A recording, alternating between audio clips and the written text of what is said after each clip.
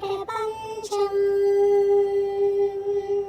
ఓసారి అక్బర్ తన ఆస్థానంలో ఓ వింత పోటీ పెట్టాడు. తాను ఆపు అనేంత వరకు తనకు కథ చెప్పాలన్నాడు. అలా ఎవరు చేయగలిగితే వారికి చక్కని బహుమతులు ఇస్తానన్నాడు. సభలోని పండితులంతా ఒకరి తరువాత ఒకరు కథలు చెప్పడం ప్రారంభించారు. అక్బర్ ఎంతో ఓపికగా వాటన్నిటినీ చక్కగా విన్నాడు. పైగా ఒక్కో పండితుడు కథ చెప్పడం పూర్తి కాగానే, అయ్యో అంతేనా, కథ అయిపోయిందా అంటున్నాడు అక్బర్. పండితులంతా చేతులెత్తేశారు. ఇక ఆఖరున బీర్బల్ వంతు వచ్చింది. బీర్బల్ ముందు అక్బర్కు వినయంగా నమస్కరించాడు. తర్వాత తన కథ చెప్పడం ప్రారంభించాడు. అనగనగా ఓ అడవి. ఆ అడవిలో పెద్ద చింత చెట్టు. దాని కింద ఓ ఎలుగుబంటి నిద్రపోతోంది.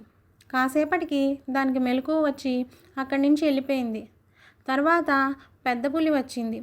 కాసేపు కునుకు తీసి అది వెళ్ళిపోయింది. ఇంతలో చెట్టు మీదకి ఓ కాకి వచ్చి వాలింది.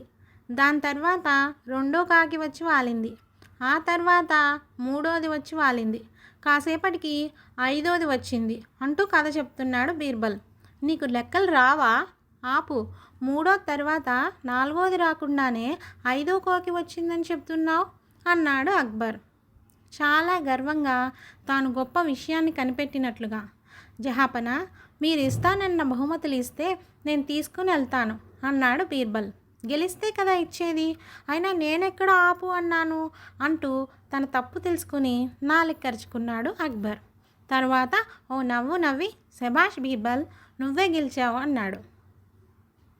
తన మాట ప్రకారం చక్కని బహుమతులు బీర్బల్కి ఇచ్చాడు అక్బర్. సభలోని వారంతా తమ కరతాళ ధ్వనులతో బీర్బల్ని అభినందించారు.